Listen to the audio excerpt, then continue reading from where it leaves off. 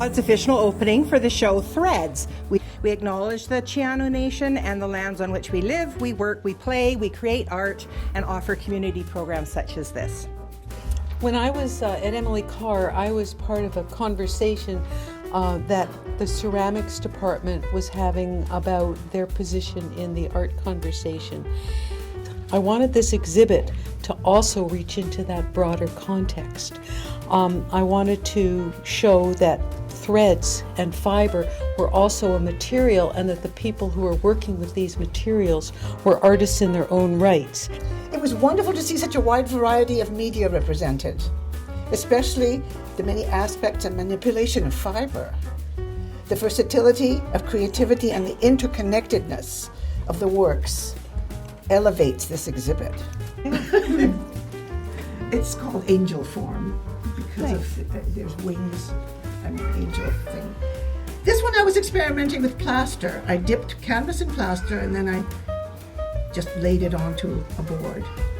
And I liked the idea of the disassociation that at one point was associated together. Like it's been pulled apart, there are tangled threads, and A number of years ago, my mother gave me a little packet of my grandmother's handkerchiefs. And some of them were hand-stitched by my grandmother or embroidered, whatever you do to make things like that, lace. And in it was this note. These handkerchiefs are from Margot, they belong to her grandmother. Oh. So I never met this grandmother. She died before I was born. And I had a handful of photos of her and very few stories. So for this show, I decided to create a story about our relationship. And so these are photo transfers using xylene boots. Where does our sense of knowing come from? And how are we informed by the spaces we inhabit? A sense of place, a sense of time, relationships and stories are held together by a thread. It's a different way of knowing.